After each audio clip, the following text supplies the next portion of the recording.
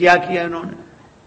परिकर बांधी, पहले तो कमर कसी, फिर उठे अकुलाई, अकुला कर उठे और अकुला कर ही चले चले। पहले कमर कसी, फिर अकुला कर उठे, फिर अकुला कर चले, और सबसे बाद में क्या किया? इष्ट देवन सिरुनाई। ये जो सबसे पहले करना चाहिए था वो सबसे बाद में किया। सबसे पहले करना चाहिए था, सबसे बाद में किया। इष्ट देवताओं को पहले प्रणाम करना चाहिए। हमारे यहां परंपरा है, भगवान का नाम लेकर चलो। हाँ? पहले तो कमर कसी, फिर अकुला कर उठे और फिर तेजी से अकुलाते हुए चले। ये इतनी अकुलाहट में क्यों है? इन राजाओं को डर है कि कहीं कोई हमसे पहले जाके धनुष न तोड़ दे, नहीं तो हमारा चांस बिगड़ जाए, अवसर बिगड़ जाए।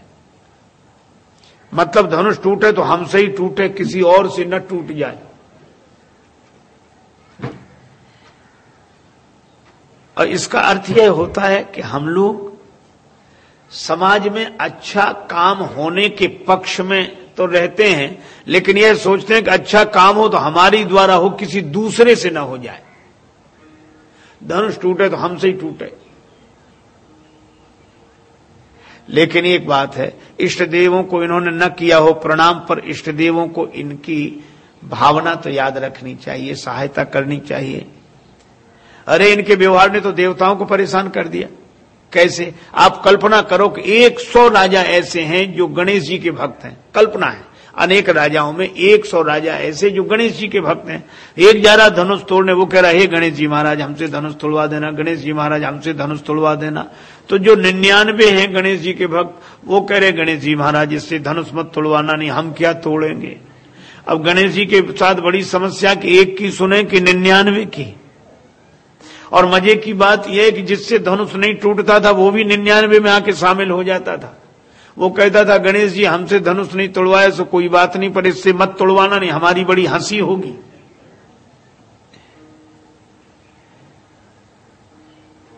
पर एक महात्मा और विचित्र अर्थ करते थे। वो कहते थे कि इन्होंने इष्ट देवों को प्रणाम किया ही नहीं। का लिखा तो है चले इष्ट देवन सिरुनाई, का सो अर्थ नहीं है। फिर का इन सबके देवता इष्ट देव प्रतीक्षा कर रहे थे अंतरिक्ष में, कह रहे थे ये हमारे भक्त हैं। वो कह रहा था ये हमारे भक्त हैं।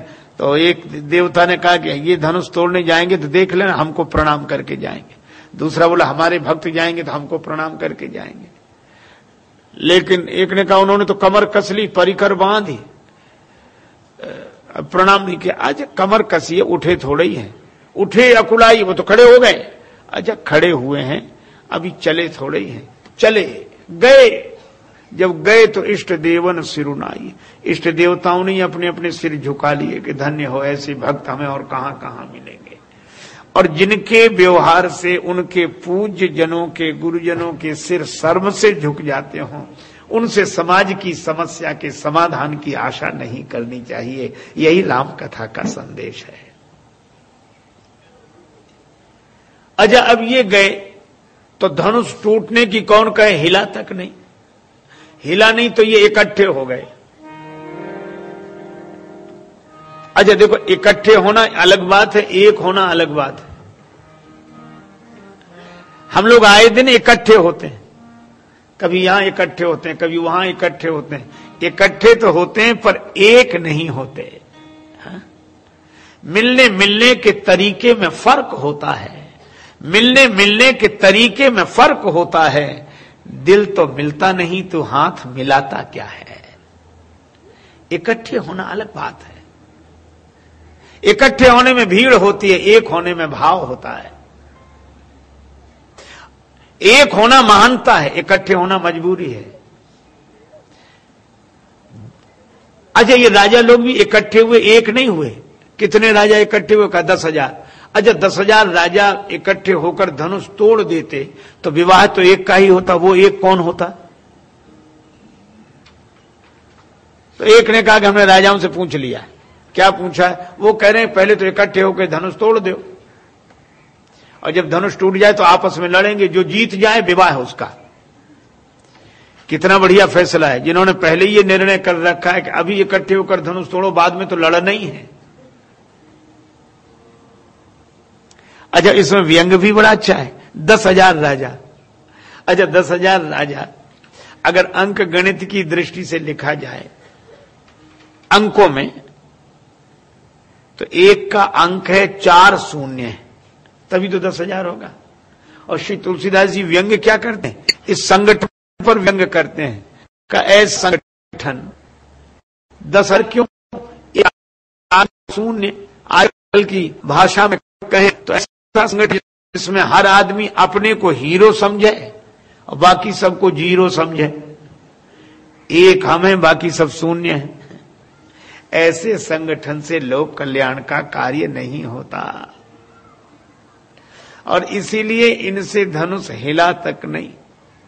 बड़ी चेष्टा की। अच्छा, अब यहां भी बुद्धिजीवी की जरूरत है, विचारवान की जरूरत है, और यहां ज्ञान प्रधान जीवन जीने वाले परम बुद्धिजीवी बोधवान है महाराज विदेहराज जनक। अब जनक जी ने देखा कि ये तो चिंता का विषय है। क्यों? का जिनसे धनुष हिलना है वे तो अपनी जगह से हिल नहीं रहे। धनुष तो राम जी से ही हिलेगा। का जिनसे धनुष हिलना है वे तो अपनी जगह से हिल नहीं रहे, और जिनसे धनुष नहीं हिलना है वो ना हिले नहीं, वो चुपचाप बैठे। तभी समस्या होती है। अब कब समस्या होती है? जिससे काम हो सकता है वो तो करता नहीं है, जिससे काम नहीं हो सकता वो बिना किए मानता नहीं है। तब जनक जी को लगा कि लक्ष्मण जी खड़े हो जाएं तो राम जी खड़े हो जाएं, और राम जी खड़े हो जाएं तो धनुष उठ जाए। तो लक्ष्मण जी के खड़े होने से राम जी क्यों खड़े होंगे? वे तो छोटे भैया हैं, शिष्टाचार आदर की भी बात नहीं है। अरे इनका एक संबंध और भी है। रघुपति की रति बिमल पताका, रघुपति की रति बिमल दंड समान भय जस जाका,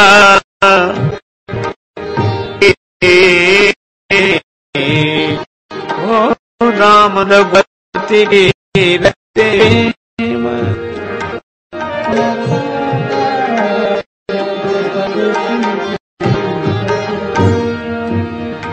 बिमल पताका की रति बिमल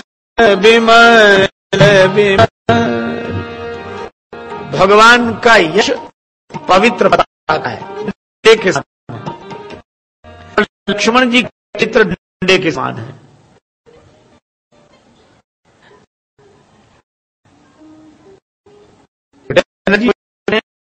लक्ष्मण जी खड़े हो जाएं तो राम खड़े हो जाएं। इसका अर्थ क्या? डंडा खड़ा हो जाए तो झंडा भी लहरा जाए। हाँ? देखो एक बात है, हम कितने गीत गाएं झंडा ऊंचा रहे हमारा, डंडा ही ऊंचा नहीं होगा तो झंडा क्या ऊंचा होगा? ऊंचा तो डंडा ही होता है, तभी झंडा लहराता है। देखो भाई सीधी सी बात है। अच्छा, झंडे की कोई पूजा करना चाहे पहुंच सकता है झंडे तक?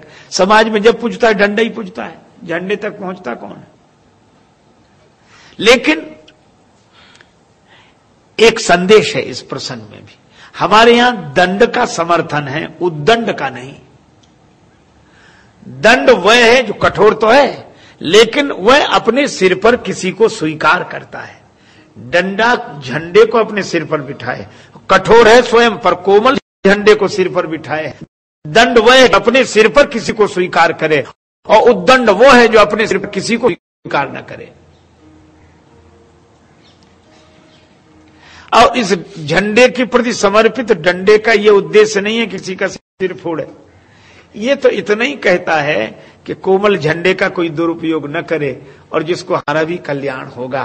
तो लक्ष्मण जी माने अनुशासन और राम जी माने कोमलता का। अनुशासन की कठोरता तो इसलिए है ताकि कोई कोमल का दुरुपयोग न करे, कोमल न करे, इसलिए लक्ष्मण जी की कठोरता है।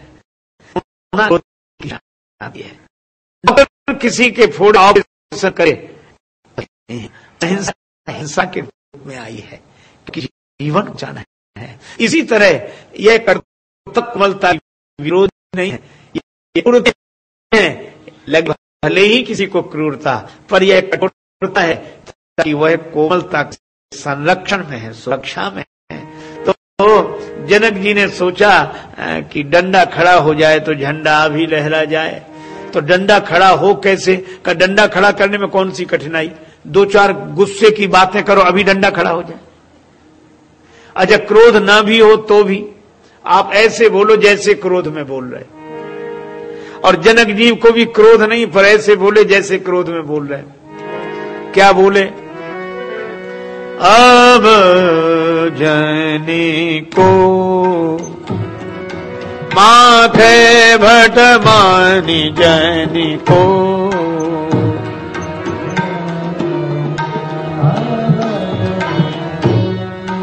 जनी को माथे भट मानी अब जनी को,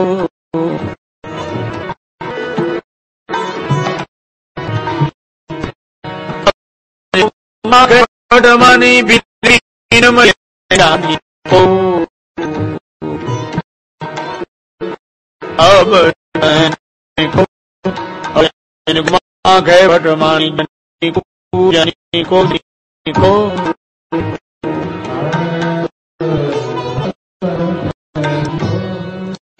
जनक जी का बस बंद करो, कोई अभिमान न करे, वीर हैं, हमने देख लिया समझ लिया, पृथ्वी वीर सहित हो गई भी वही में जाने। और ये कहे देखा लक्ष्मण जी की तरफ के अगर हो रहा नहीं, क्या बोलने वाला इस तरफ तो देखिए के लिए बोल रहा है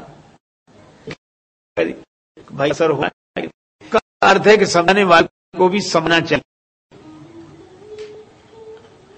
क्या इसके लिए जो बोल रहे हैं अभी तक सही संदेश जाए कि नहीं, बिना ही सोचे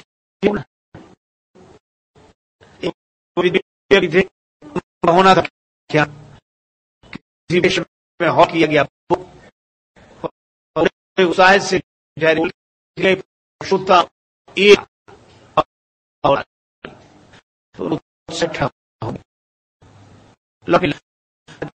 बोलेंगे क्या पूरा खा लिया तो सुन एक तो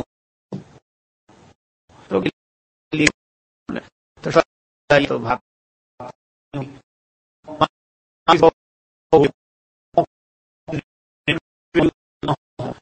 क्या बड़े को घास डालेगा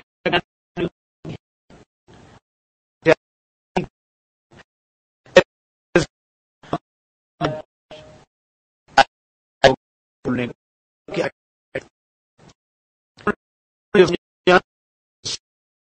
तो छोड़ दिया सब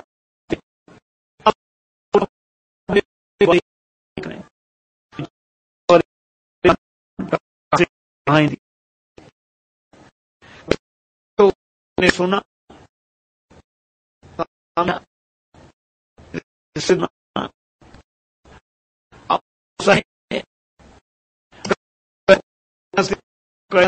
ने तो सुनी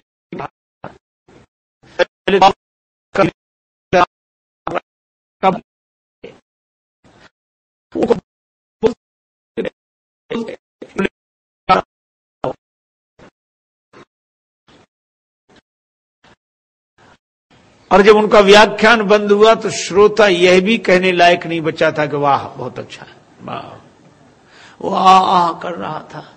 तो जब वो कुछ नहीं बोला तो उन्होंने कहा कि देखो तुमने कुछ प्रतिक्रिया व्यक्त नहीं की, कैसा लगा मेरा व्याख्यान? तुम्हारे कारण ही तो हम बोले, तुम्ही ने तो कहा था कि 100 घोड़ों में 99 ना हो और एक मौजूद हो तो क्या उसे घास नहीं डाली जाएगी? इसी तर्क के आधार पर तुम्हें बोला। तो श्रोता किसी तरह कराते हुए हाथ जोड़कर बोला कि इसका यह भी अर्थ नहीं था कि 99 की घास एक ही घोड़े पे डाल दी जाए, तो बेचारे घोड़े की क्या दशा हो। तो समझाने वाले को समझना भी तो चाहिए, कहने वाले को देखना तो चाहिए।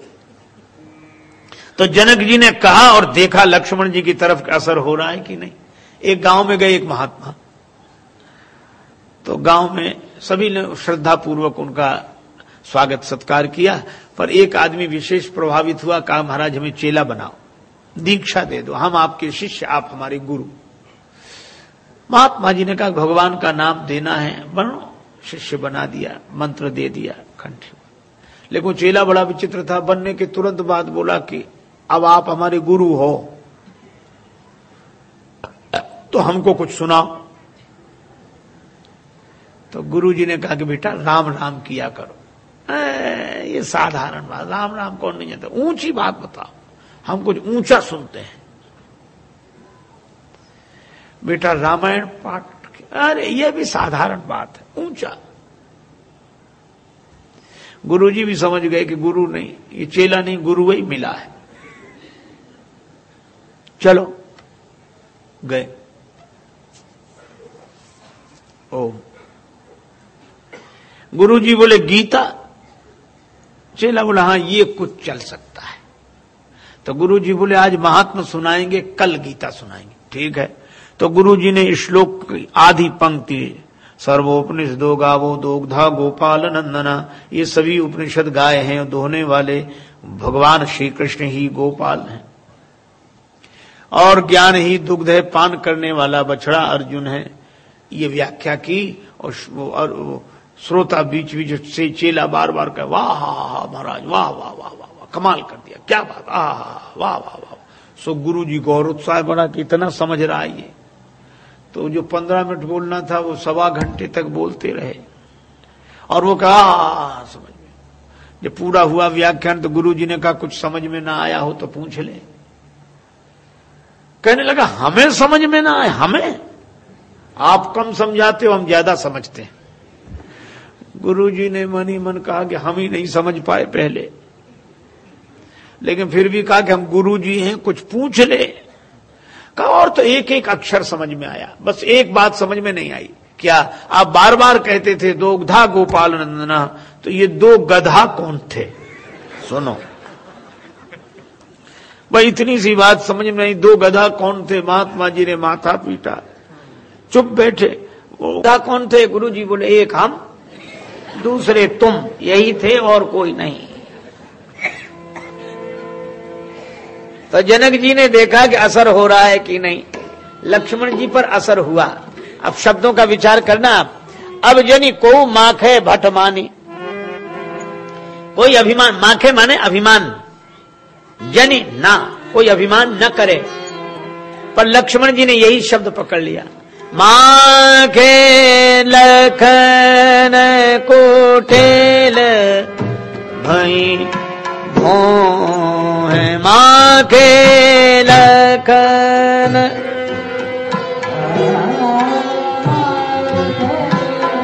लखन कुटिल भई भोए माँ के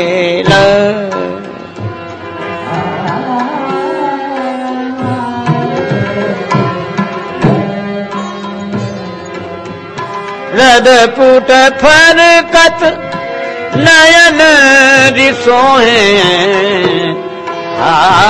माँ के लखन।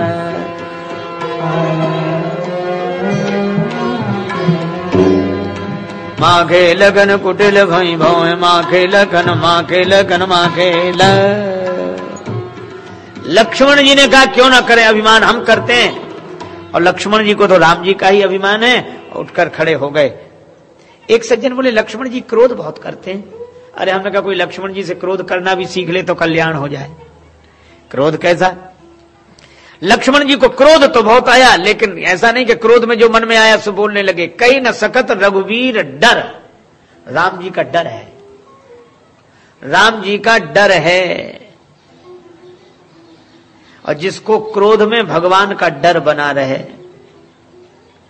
उसके द्वारा कोई अमंगलकारी कृत्य नहीं होगा।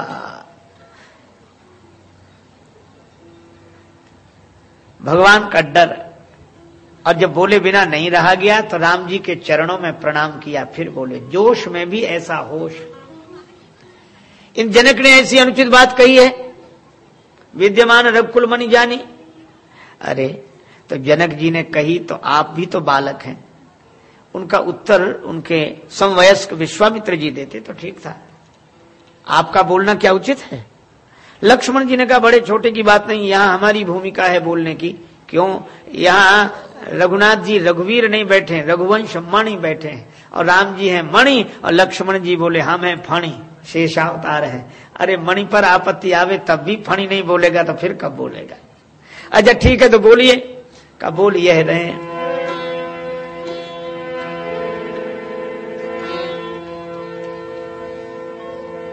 सुनो भानुकुल पंकज भानु, कहूं स्वभाव न कछु अभिमानु। जो राउर अनुशासन पावो, जो राउर अनुशासन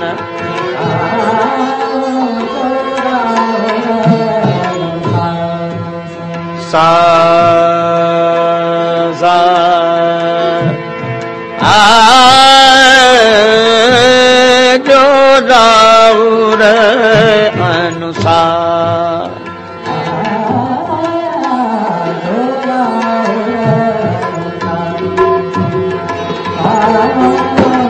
जो राउर अनुसार अनुशासन पावो, राउर अनुसार। अगर आपकी आज्ञा मिल जाए तो गेंद के समान ब्रह्मांड उठा ले। सभा में बैठे राजा काम गए, एक राजा ने बगल वाले से कहा सुन रहे हो क्या, अब तो ब्रह्मांड ही उठ रहा है। दूसरा बोला तो अपना क्या होगा? तीसरा बोला ब्रह्मांड में कौन अपना अकेले उठेंगे, जो सबका होगा सो अपना होगा। चौथा राजा बोला हमने पहले ही कही थी कि घर चलो। पांचवा राजा बोला क्यों रे, तेरा घर कोई ब्रह्मांड से बाहर है? एक ने कहा कि बात धनुष की करो, ब्रह्मांड की छोड़ो। अच्छा जो पृथ्वी को उठाने की बात कह रहे तो धनुष कहीं अलग रखा है। कुछ लोग ऐसे ही समझदार होते हैं। एक आदमी रेलगाड़ी में बैठा और अपनी गठरी सिर पे रखे।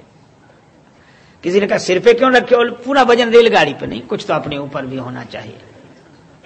अब उससे पूछो कि सिर पे भी रख ले तो भी वजन तो रेलगाड़ी पे ही है। लेकिन सिर पर रखने से सिर दर्द पैदा हो जाएगा, और गठरी उतार कर रेल में रख दे तो सिर दर्द से बच जाएंगे। इसी तरह भगवान पर ही सारा भार है, हम तो अभिमान के कारण सिर दर्द ले लेते हैं। सर्वधर्मान परित्यज्य मामेकम शरणं व्रज, आम त्वया सर्व पापेभ्यो मोक्षयिष्यामि मा शुचा। लक्ष्मण जी ने कहा कमल नाल की तरह धनुष को चढ़ाकर 100 योजन ले जाऊं, तोरों छत्र दंड जिमी। राम जी ने कहा लक्ष्मण इतनी ताकत है, शक्ति है? लक्ष्मण जी बोले ये हमने कब कहा कि हमें इतनी शक्ति है? नहीं तो करोगे कैसे? का काम तो कर लेंगे। का शक्ति नहीं तो कैसे करोगे? का तोरों छत्र दंड जिम तव प्रताप बलनाथ, आपके बल पर। पंखा कहे कि हम हवा दे सकते हैं, ट्यूबलाइट कहे कि हम उजाला दे सकते हैं, और बिजली कहे कि हम जा रहे हैं, तो कैसे संभव? तो बिजली के कारण बल्ब उजाला देता है, बिजली के कारण पंखा हवा देता है। हाँ यह सही बात है कि बिजली की अभिव्यक्ति उन्हीं के द्वारा होती है। अच्छा पंखा ठंडी हवा देता है, हीटर गर्मी देता है, लेकिन बिजली न ठंडी है न गर्म है, बिजली तो बिजली है। इसी तरह परमात्मा तो परमात्मा है, भक्त के भाव और निष्ठा के अनुसार वे रूप धारण करते हैं, यही तो उनकी बात है। एक आदमी किसी से कह रहा था भगवान तो सब जगह है। हाँ है, तो फिर मंदिर बनाने की क्या जरूरत है? और उसको लगा इस तर्क का शायद उत्तर नहीं होगा, पर शेर के लिए भी 1.25 शेर होते। दूसरे आदमी ने कहा क्या पूछ रहे हो, क्या कह रहे हो? कहा कि भगवान तो सब जगह है, परमात्मा तो सब जगह। हाँ फिर मंदिर बनाने की क्या जरूरत? वो आदमी बोला हवा तो सब जगह है, फिर पंखा लगाने की क्या जरूरत? हवा भी तो सब जगह है, पर सब जगह रहने वाली हवा भी बिना पंखे के हमें लाभ नहीं पहुंचा पाती। इसी तरह सब जगह रहने वाले परमात्मा भी बिना मंदिर के हमें उपलब्ध नहीं होते। और इसीलिए लक्ष्मण जी ने कहा कि मैं जो कुछ भी करता दिखाई दूंगा, शक्ति आपकी होगी, कर्म मेरा। बस यही जीवन का सच्चा सूत्र है, परमात्मा की शक्ति और कर्म अपना, कर्तव्य अपना। और लक्ष्मण जी ने कहा अगर आपके बल पर इतना काम न कर सकूं तो धनुष बाण धारण नहीं करूंगा। और जब लक्ष्मण जी ने यह कहा, लखन सकोप वचन जब बोले, लखन सकोप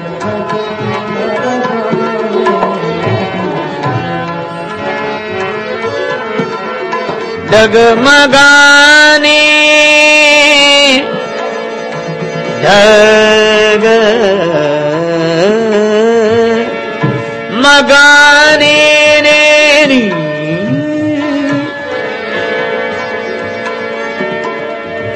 डगमगाने में दिग्गज डोले, लखन सकोप वचन जब बोले, लखन सकोप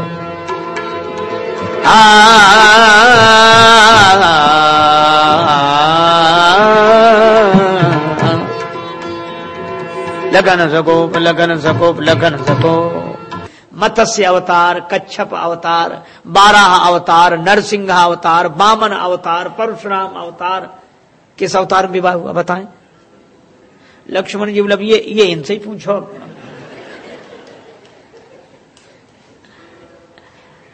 राम जी से कहा कि सरकार बताइए। राम जी बोले कि नहीं हुआ। इसीलिए तो कह रहे हैं कि ये हम जो कहें सो मान लो नहीं, यह विवाह, यह जन्म भी ऐसे ही जाएगा, ये अवतार भी ऐसे ही जाएगा बिना विवाह के। पर राम जी बोले नहीं, हम सिर तो नहीं झुकाएंगे। एक भाव बड़ा सुंदर। बड़ी देर हो गई, राम जी सिर झुकाए नहीं। जानकी जी जयमाल पहनाए कैसे, तो सखियों को एक मौका लगा, गाने लगी। गावई छवि अवलोक सहेली, गावई राम अवलोक सहेली, गावई छवि अवलोक सिय जयमाल राम उर्मिली, राम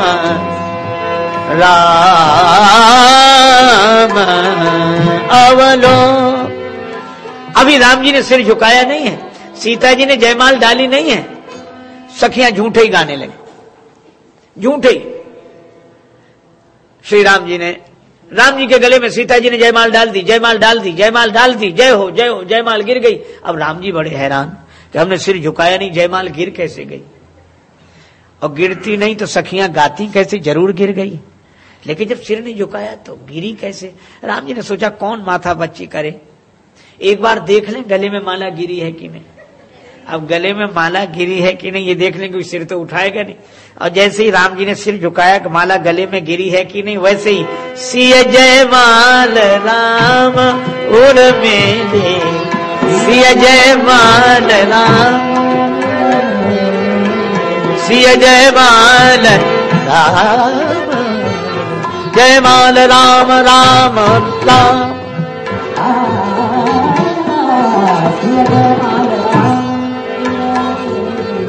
सिय जयमाल, जयमाल राम उर्मिली, जयमाल राम राम राम मेरे।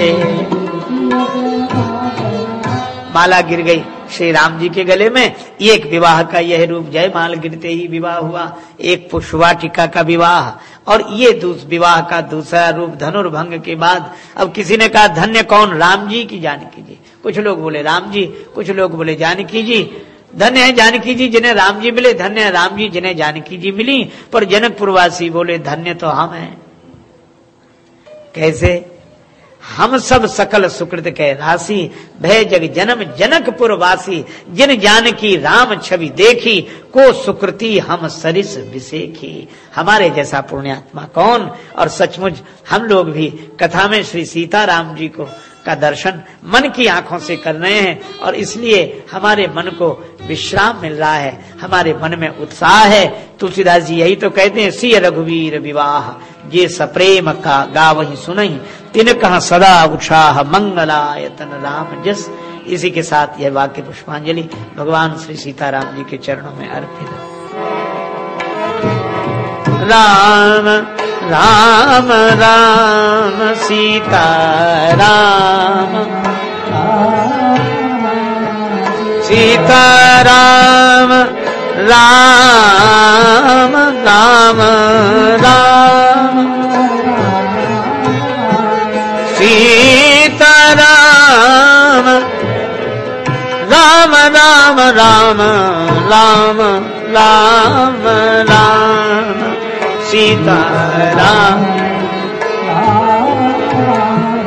सीता राम सीता राम सीता राम सिय सिय सुमिरत राम जो सिय सुमिरत श्री राम जुगल नाम राजेश जपि भगत लहें विश्राम। श्री सीताराम जी महाराज की जय, श्री हनुमान जी महाराज की, सब संतन की जय, सब भक्तन की जय। जय श्री सीताराम, जय जय श्री राधे श्याम। नमः पार्वती पतये हर हर महा।